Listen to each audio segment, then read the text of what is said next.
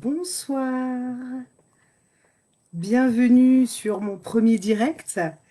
Alors je ne sais pas qui est là, je ne vois pas encore, donc n'hésitez pas à faire un petit coucou quand vous êtes sur ce live. Je vais attendre un petit peu pour voir, pour laisser le temps à chacun de se connecter.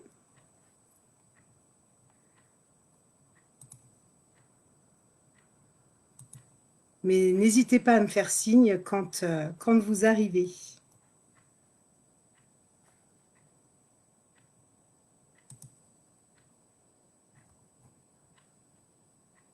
Ah, Tati Popo, salut, salut!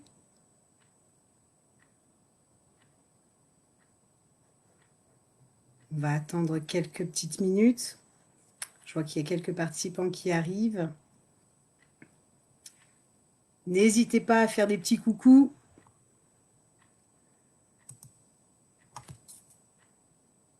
J'espère que vous m'entendez bien, que j'ai tout bien configuré, puisque c'est la première.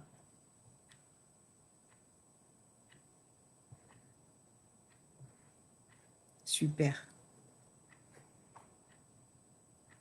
Salut Karine, salut Amélie, salut Virginie. Bienvenue à toutes. Vous m'entendez bien? Super. Je vous propose d'attendre encore une ou deux petites minutes. Et puis, on va commencer.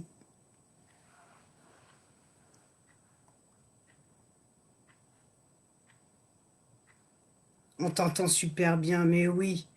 Mais c'est pas vrai, il y a mon petit Kevin. Ah, super. Il y a tonton Thomas, mais que du monde.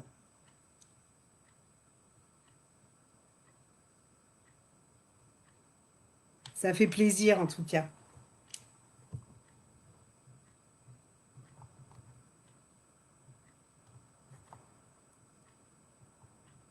Eh bien, je vous propose de commencer. Et puis, ceux qui nous rejoindront au fur et à mesure prendront eh bien, le fil de l'eau. Coucou, Soso. Et puis, de toute façon, elle sera disponible en replay. Ce premier live sera disponible en replay.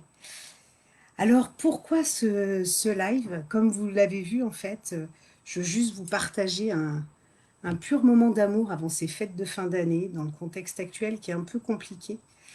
Simplement un moment d'amour pour vous reconnecter à vous-même. Et pourquoi ça me paraît important de vous partager ça? Eh bien parce que pour bien vivre dans ce monde un peu qui tourbillonne, etc., il me paraît juste essentiel de prendre soin de soi. Et prendre soin de soi, ça commence par quoi? Eh bien, ça commence par le fait de se connaître complètement pour se reconnecter à son être le plus profond. Si je pouvais, en fait, j'aimerais que tout le monde soit heureux, que tout le monde réussisse dans la vie. Voilà, donc je suis là pour vous donner quelques petites clés pour commencer. Et simplement pour vous dire que eh bien, notre corps, notre esprit nous envoie plusieurs signaux qu'on ne prend pas le temps d'écouter, qu'on ne prend pas le temps d'analyser pour bien être en fait, et pour mieux vivre et être, j'ai envie de dire, serein et épanoui. Alors, la première chose que j'aborderai sur ce premier live, en fait, c'est nos émotions. Souvent, on vit un peu des ascenseurs émotionnels. On a des très très belles émotions. Alors ça, inutile d'aller chercher pour les analyser. Hein. C'est qu'on est juste heureux hein, quand on a une émotion de joie. Voilà, on sait qu'on est heureux. Mais les mauvaises émotions, on a tendance à vouloir les dissimuler, à se dire, allez, c'est bon, je passe ou c'est pas de ma faute, etc. Eh bien, j'ai envie de vous dire non, écoutez-les parce qu'elles sont pas là par hasard. Et je vais commencer par l'émotion de la peur. La peur, on a tous peur. Il y a plein plein de choses qui nous font peur et on réagit de différentes manières. Ça peut être notre corps, on peut se mettre à trembler, etc., avoir des mauvaises pensées. C'est juste un signal en fait qu'on vient nous délivrer. en nous disant, bah oui, là, tu sors peut-être de ta zone de confort, il va falloir que tu ailles un peu plus loin. Et cette émotion de la peur, elle ne vient pas, vraiment pas là par hasard. Et j'ai envie de vous dire, mais quand vous avez peur, évaluez juste les risques de ce qui peut vous arriver si vous franchissez un pas. Et puis vous verrez qu'en fait, on se fait des montagnes pour rien. On a souvent peur pour pas grand-chose et on a souvent peur dans une projection du futur qui n'est pas encore présent et qui a peu de potentialité d'arriver. Parce qu'en général, quand on a des situations qui pourraient réellement nous faire peur, et en fait, on est tellement tête baissée qu'on n'a même pas le temps d'avoir peur. J'ai envie de dire, par exemple, un proche qui peut être malade, affecté par quelque chose, on ne va pas avoir le temps d'avoir peur, on va juste chercher à tout donner, à être entier, être avec lui, et la peur, elle va être de côté. La peur, elle vient vraiment quand on se projette dans un futur et qu'on va commencer à dépasser notre zone de confort. Donc quand vous avez cette émotion qui se présente à vous, j'ai juste envie de vous dire, bien, serrez-vous un peu dans les bras, analysez les risques et et voyez s'ils sont si grands que ça, ces risques. Le problème, c'est on est trop habitué à être dans cette fameuse zone et puis avec trop de barrières mentales, etc., qui fait que dès qu'on doit sortir un tout petit peu, ben, paf, la peur nous envahit. Alors ça, la peur, elle est propre à tous. Voilà, on a tous cette émotion qui vient plus ou moins régulièrement. Mais il y a une autre sur laquelle j'aimerais insister et qui peut vraiment nous ronger, c'est celle de la colère. Alors moi, souvent, je me suis mise en colère pour plein de choses. Puis en fait, ben, sincèrement, c'était pas moi, hein, le problème, c'était l'autre qui me mettait en colère ou la situation qui me mettait en colère. Mais pas du tout. Pas du tout. Il ne faut pas se dire que c'est l'autre qui est responsable de notre colère ou la situation qui nous rend en colère. En fait, c'est que cette personne ou cette situation nous renvoie à quelque chose de très profond et qui fait que ça nous met en colère parce que ça vient réveiller vraiment euh, une sorte de blessure d'âme, si je puis dire. Alors, pour prendre un exemple super concret, vous pouvez être au travail ou entre amis, mais j'ai envie de prendre le travail, parce que le travail, c'est souvent là où on peut vivre des situations où on est assez en colère. Mais par exemple, imaginez-vous, vous partagez votre opinion et puis votre collègue en face vous dit ah bah, moi je suis pas du tout d'accord, je verrais plus ça de telle et telle manière, et vous pouvez monter un peu crescendo. Au final, c'est pas la personne en face qui vous rend en colère, c'est qu'elle va juste à l'encontre de vos convictions et à l'encontre de vos valeurs. Et j'ai envie de dire, là, il faut aller chercher au plus profond de soi pour aller voir qu'est-ce que cette colère vient réveiller en vous. Pour prendre un autre exemple, moi je sais que quand je croise des personnes qui ne font pas preuve d'humilité, je déteste les gens qui ne sont pas humbles, qui ont une tendance à se la péter, à se mettre sur une scène alors qu'ils ne sont pas plus forts que les autres parce qu'on a tous nos compétences, on a tous notre potentiel, on est tous extraordinaires dans tel ou tel domaine. Mais en tout cas, on a tous des choses qui font que nous sommes tous extraordinaires. Et, euh, et donc, comme ces personnes ne font pas preuve d'humilité, qu'elles se mettent un peu sur un piédestal, avant, moi, ça pouvait m'affecter, me mettre mais dans une colère, ça me révoltait. Mais je me disais, mais celui-ci, mais pour qui il se prend, etc. Au final, ce n'était pas cette personne qui était responsable. Elle fait bien ce qu'elle veut. Si elle, elle a besoin d'être sur scène pour briller, pour se faire remarquer de tous, c'est son problème. Et en quoi, moi, ça me dérange? Mais c'est que ça vient réveiller quelque chose, en fait, où mais peut-être que moi, j'aimerais être aussi en lumière, j'aimerais peut-être aussi briller, mais pas en étant sur scène, en étant simplement moi. Et je vais toujours chercher, en fait, l'émotion que je vis, je vais toujours essayer d'aller chercher ce qu'elle vient réveiller en moi et essayer de mettre toute l'attention possible pour que ces émotions soient de moins en moins fortes. Et les bouddhistes disent toujours que la colère, quand on se ressent sur soi-même, s'ils sont forts là-dedans, que la colère, en fait, ne trouve plus place. Et ils vont même au-delà de ça, ils disent, mais quand notre colère se réveille, alors qu'on est bien aligné avec nous-mêmes, on est en train de faire un cadeau à l'autre parce qu'il nous met en colère. Et, euh, et c'est en fait un peu lui donner raison que de se mettre en colère après lui. Donc j'ai vraiment envie de dire, écoutez bien les émotions que vous pouvez ressentir et surtout ne les laissez pas de côté parce qu'en fait, ce qu'il faut savoir, c'est qu'on a tous un petit réservoir émotionnel et plus on entasse, moins on les écoute, plus un jour ça explose.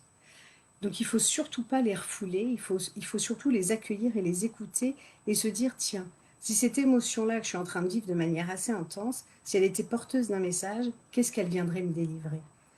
Et je vous assure que écouter ces émotions, c'est déjà une première belle rencontre avec vous-même. Je dis pas qu'on a toujours la clé pour aller résoudre des émotions qui viennent de temps en temps un peu nous gâcher un moment, mais les écouter, c'est déjà les prendre en considération et faire en sorte que notre réservoir, eh bien, il soit juste avec un tout petit fond et qu'il ne soit pas en train de se remplir pour qu'un jour on explose. D'ailleurs, je pense qu'il y en a qui vont reconnaître la situation, mais moi, j'avais tendance, fut un temps, à pas oser dire les choses que je pouvais ressentir quand j'étais en colère après quelqu'un. Je disais pas, je me disais, ouais, vaut mieux que je me taise, vaut mieux que je me taise. Et puis au final, bah, je me taisais, et puis un jour, bah, la petite goutte d'eau faisait que bah, le vase débordait et j'explosais. Mais j'explosais de manière complètement inappropriée et démesurée, et la personne en face, elle comprenait pas. Mais en fait, elle venait de se prendre des années d'émotions refoulées où je n'avais pas osé dire mes mots, où je n'avais pas osé regarder ce que ça pouvait renvoyer au fond de moi. Et là-dessus, vraiment, il faut vraiment que vous vous préserviez, c'est super important. Écoutez vos émotions. C'est plus fort que tout. C'est plus fort que tout, et ne jugez pas les émotions des autres. Chacun a ses propres raisons d'avoir ses émotions, son passé, voilà, tout son vécu. Telle situation peut mettre en colère quelqu'un alors que moi, elle me laisserait complètement de marbre. Voilà, chacun son passé, les émotions ressortent en fonction de ce que vous êtes, de votre vécu, de vos blessures enfouies que vous n'avez pas forcément pris le temps d'écouter. Donc ça serait mon premier conseil pour que vous puissiez vous commencer à vous reconnecter à vous-même. Mon second conseil, alors là c'est pareil, c'est, je le dis vraiment avec sincérité, tout le monde n'y croit pas, mais je vous assure que, enfin en tout cas moi ça me parle et je l'ai vécu, donc je peux vous le dire, c'est vos mots et MAUX. En fait vos mots c'est vraiment votre corps qui vous parle.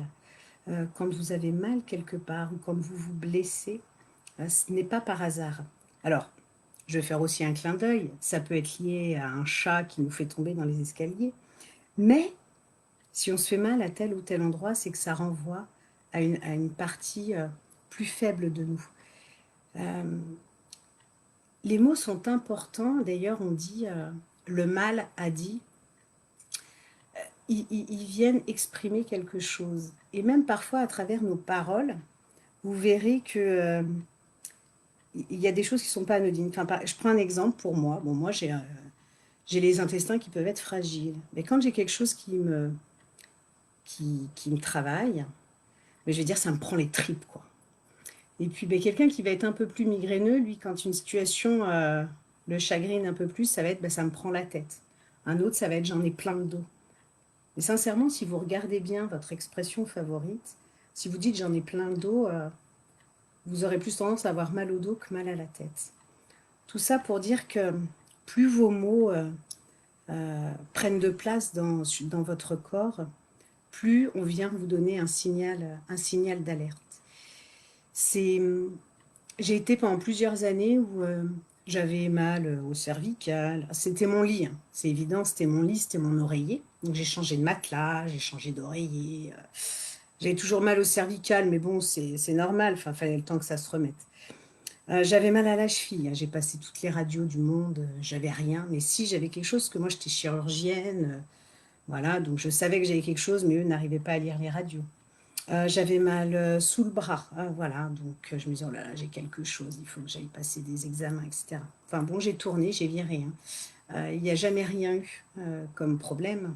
Simplement, j'étais complètement à côté de moi. En fait, mon corps, il venait juste me dire, Sophie, t'es pas avec toi, réveille-toi. Je l'ai peut-être compris trop tard, mais je l'ai compris.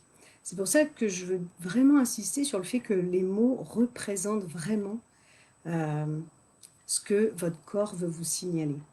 Quand je reprends l'exemple tout à l'heure de je tombe dans les escaliers à cause de mon chat et je me fais mal en bas du dos, etc. Et en bas du dos côté gauche, ben pourquoi pas en bas du dos côté droit? quand vous regardez les symboliques, il y en a une. Alors, il y en a qui ont peut-être pu voir sur ma page, j'avais fait un post cet été sur une personne que j'avais croisée qui s'était blessée à l'épaule. Et je lui avais simplement dit, tiens, en ce moment, la relation avec ton père, elle est comment? Parce que si tu es tombé et que tu t'es blessé à l'épaule, tu aurais pu te blesser un genou ou l'autre épaule, mais en tout cas, cette épaule-là, elle représente le côté paternel. Et elle me dit, c'est assez étrange parce qu'à cette période-là, où je me suis fait mal à cette épaule-là, eh bien, j'étais en conflit total avec mon père. Aujourd'hui, ça va mieux, mon épaule va mieux, mais à ce moment-là, j'étais en conflit avec mon père. Donc, je ne veux pas dire que tout a une symbolique, mais en tout cas, rien n'arrive par hasard. Et d'ailleurs, si vous êtes là, c'est pas par hasard. Donc, j'ai juste envie de vous dire, si, écoutez également vos mots. Vos émotions sont ultra importantes, vos mots sont ultra importants. Et, euh, et pour reprendre mon exemple où j'avais mal partout, etc., j'ai compris, je l'ai compris. Je l'ai compris, peut-être trop tard ou je sais pas, je pourrais pas vous dire, mais en tout cas, je l'ai compris.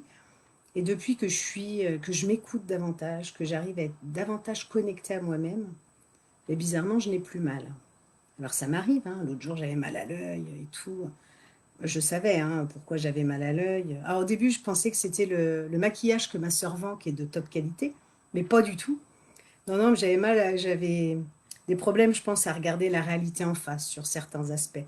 C'est mon analyse à moi, mais en attendant, je me suis dit, bah, tiens, bah, essaie d'oser regarder ta réalité en face. Et puis si ta réalité ne te plaît pas, eh bien, essaye de prendre une autre direction.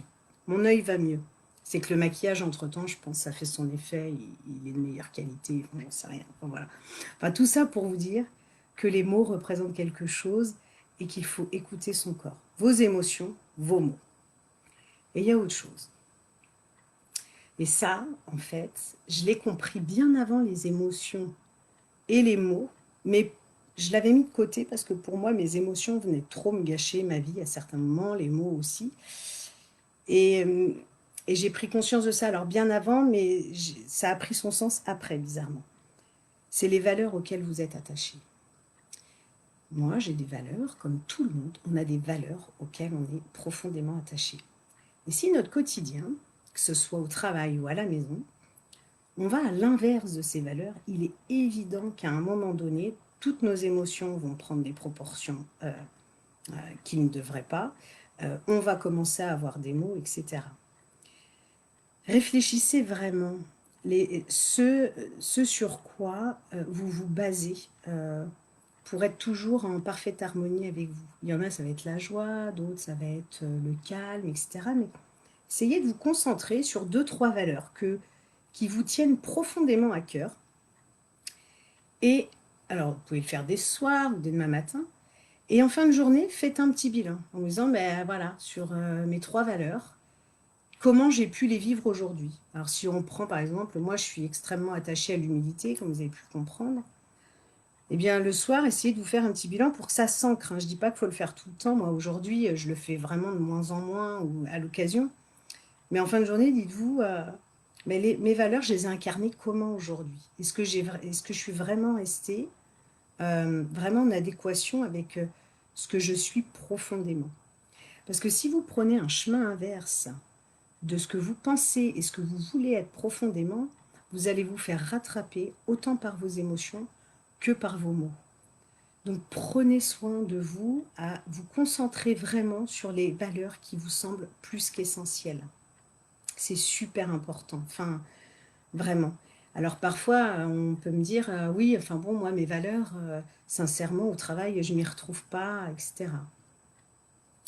Ouais, peut-être. Mais c'est peut-être pas la bonne voie. Il faut peut-être se remettre en question pour reprendre un autre chemin ou commencer à poser une petite étape pour oser prendre une nouvelle direction.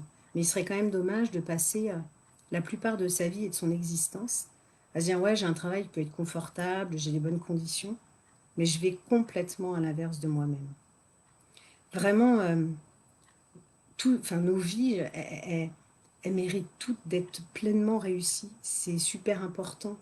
Euh, Rappelez-vous, j'avais fait également un post où mon fils me demandait Maman, c'est quoi le métier de tes rêves? J'avais trouvé ça fabuleux. Alors, la chance que j'ai, c'est qu'aujourd'hui, je fais le métier de mes rêves et j'aimerais bien le semer de quelques petites choses autour. Mais si aujourd'hui vous ne faites pas le métier de vos rêves, vous ne menez pas votre vie rêvée, essayez juste d'avancer avec des petites étapes tous les jours qui fait que vous prenez la direction de la vie de vos rêves. Parce que enfin, faire de ses rêves sa réalité, pour moi, c'est pas illusoire. C'est important et on doit tous prendre cette direction-là pour être simplement heureux. Enfin, voilà. Donc, j'ai envie de vous dire, commencez, écoutez-vous, vos valeurs, vos émotions, vos mots, et prenez la voie du bonheur pour tendre vraiment vers votre vie rêvée.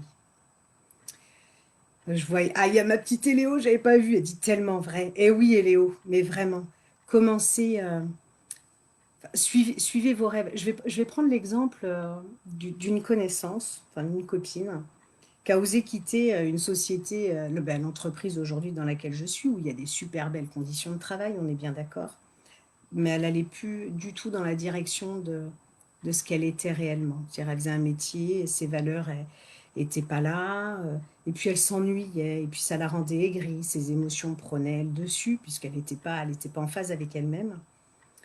Elle a osé franchir une étape, elle est partie. D'abord faire le tour de France avec son camion qu'elle a fait aménager, c'est extraordinaire, pour ensuite commencer à professionnellement construire la vie de ses rêves. Et son tour de France avec son camion, elle s'est dit, mais au final, je vais faire des petits jobs, mais ces jobs, je sais pourquoi je vais les faire. Je vais les faire pour me nourrir un minimum, pour prendre du plaisir un minimum, mais surtout, c'est que derrière, je vais être libre. Je ne vais pas être emprisonnée dans une société où je ne me retrouve pas. Alors, je ne dis pas qu'on est tous comme ça, bien évidemment, parce que travailler dans une entreprise où notre métier, c'est quelque chose qui nous passionne, qui nous anime, c'est extraordinaire.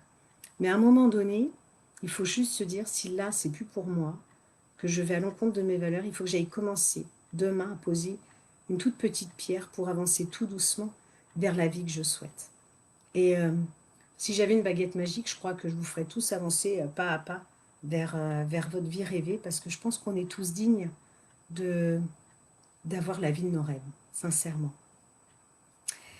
Donc voilà, ce que je voulais également vous dire, euh, c'est qu'on se fait beaucoup de mal. On se fait beaucoup de mal à pas s'écouter réellement, comme je vous disais, pas écouter ses valeurs, ses émotions, ses mots. Mais également, je pense que naturellement, on est des êtres, on aime bien s'auto-flageller. Alors, qui ne dit pas quotidiennement, oh là, je suis nul, je suis pas belle, je suis pas beau, etc. Je pense qu'on y passe tous.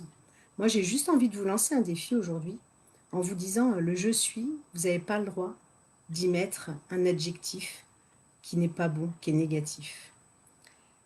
Si vous commencez enfin, si vous continuez à dire bah, je suis nul, en fait, inconsciemment, vous en rendez pas compte, mais vous vous persuadez que vous l'êtes, et ça va finir par être ancré. Vous savez, c'est comme avec les enfants, quand on leur dit ah non, faut pas leur coller des étiquettes, euh, en leur disant par exemple ah bah oui, celui-ci c'est une petite terreur. Bah oui, il a le droit d'être une terreur pendant 6 mois de sa vie quand il est petit parce qu'il a envie de croquer la vie à pleines dents. Mais si on lui répète sans cesse, au final, ça va rester une terreur parce qu'il va s'auto-persuader à nous entendre que c'est une terreur. Ben, c'est pareil pour nous en fait. Arrêtez de vous auto-persuader que, sans vous en rendre compte, que vous n'êtes pas celui que vous êtes réellement. Ne vous faites pas de mal gratuitement en fait. Le je suis, il doit être suivi de belles choses derrière. Vous avez le droit de dire ce que j'ai fait là, franchement, c'était nul ou c'était franchement pas top. Ouais, ce que vous avez fait. Mais vous n'êtes pas nul. Parce que vous avez tout donné, vous étiez peut-être fatigué, vous n'avez pas fait comme il fallait, etc. Ne vous faites pas de mal. Vraiment, enfin, moi j'ai trouvé du changement depuis que j'essaye d'agir comme ça. Alors je me reprends encore, hein, mais ça fait vraiment du bien. Donc j'ai envie de vous dire, exercez-vous à ça. Voilà, de vous faire des compliments après ce je suis et de ne pas vous faire de mal juste après ça. Parce que vous n'incarnez pas une mauvaise personne, vous n'incarnez pas des choses mauvaises. Voilà, on est tous des êtres merveilleux, extraordinaires, qui doivent vivre leur vie avec passion, voilà, et faire de leur vie vraiment le rêve qu'ils souhaiteraient. Donc ne vous faites pas de mal, vraiment, ne vous faites pas de mal. Donc voilà, ben, c'est ce que je voulais vous partager ce soir, en pur moment d'amour pour une première reconnexion à vous-même, parce que, alors il y en a peut-être qui sont coutumiers et qui savent se reconnecter à eux-mêmes par la méditation, etc. Moi, l'idée ce soir, c'était de vous partager des petites choses concrètes euh, pour commencer à mettre une première petite pierre en fait à la reconnexion à vous-même. Et j'ajouterais derrière tout ça, prenez soin de vous comme vous prendriez soin de votre meilleur ami. Parce qu'on est toujours de très très bons conseils pour nos amis, toujours prête à venir les secourir, toujours prête à les aider même quand on n'a plus de force. On est toujours là. Pour nos amis, on est toujours là. Mais pour nous-mêmes, on a une tendance à s'oublier. Donc imaginez-vous que vous êtes votre meilleur ami et que vous devez prendre soin, ben, comme si voilà, vous étiez votre meilleur ami. Et donc écoutez-vous, serrez-vous, faites-vous des câlins voilà, dans votre tête. Je n'en sais rien, mais en tout cas, prenez soin. Oh, ben il y a Mélanie. Prenez soin de vous. Tiens, ben ma belle, hein, prends soin de toi. Enfin, prenez tous soin de vous. Vraiment, c'est super important. Parce que ben, il y en a plein là qui sont présents, à qui j'ai envie de dire, vous savez prendre soin de moi, soin des autres et tout. Mais prenez soin de vous comme vous savez prendre soin des autres. C'est super important. Parce que quand on est ensemble, on sait tous écouter ses amis de leurs problématiques, essayer de venir les aider, etc. Mais quand il s'agit de s'écouter soi-même, bah, c'est plus compliqué ou on ne trouve pas le temps. Eh bien non. S'écouter soi-même, se reconnecter à soi-même, en fait, c'est une première étape pour ensuite être bien dans ce monde, en fait, être tout simplement en harmonie avec les autres. Et aujourd'hui, c'est plus qu'essentiel. Beaucoup de gens sont un peu aigris de la situation, etc. Mais si vous voulez pas que ça vous atteigne et que vous soyez toujours un petit rayon de lumière pour ces personnes-là, eh bien, connectez-vous vraiment, vraiment avec vous. Oh, il y a Zouzou. Salut Zouzou. Ah, ça fait plaisir d'avoir tout ce monde. Donc, enfin voilà, c'était vraiment ce que je voulais vous transmettre. Ça me semble essentiel. Juste envie de dire, un peu comme Dame Météo, prenez soin de vous. Non, je plaisante, mais vraiment, euh, aimez-vous vous-même et après vous pourrez aimer tous ceux qui vous entourent. Voilà. Donc je vous souhaite à tous une très belle soirée. N'oubliez pas vos valeurs, vos émotions, vos mots. Et puis, utilisez le je suis qu'avec de belles paroles à la suite. Faites-vous pas de mal. Enfin voilà, tout le monde mérite enfin voilà, d'être chouchouté, bichonné et vous êtes le premier à pouvoir le faire avec vous. Donc bonne soirée à tous. Un grand, grand merci d'être tous venus. Et juste avant de partir, puisque c'est mon premier live, j'ai vraiment à cœur de vous partager tout un tas de choses de temps en temps, etc. Et s'il y a des sujets qui vous intéressent plus particulièrement que d'autres, ben, j'aimerais bien voir vos idées dans le fil de commentaires. Comme ça, ben, je pourrais vous proposer des lives sur des thématiques que vous avez vraiment envie d'entendre, des sujets que vous voulez voir approfondir. Enfin voilà, moi je suis une passionnée de tout ça. Je fais que m'enrichir de tout un tas de choses, etc. Enfin, et j'ai à cœur de partager un maximum pour que tout le monde puisse ben, vivre sa vie avec un maximum d'amour, de bonheur et puis de réussite. Donc n'hésitez pas à me faire part de vos souhaits dans le fil de commentaires. Et donc voilà, et donc je vous dis à très bientôt puisqu'il y aura un prochain live au mois de janvier. Voilà, voilà. Une très belle soirée. Merci vraiment à tous. Vous m'apportez énormément aussi d'amour par votre présence. C'est extraordinaire. Donc voilà, je vous embrasse. Et puis à très vite et bichonnez-vous. Bonne soirée. Bye.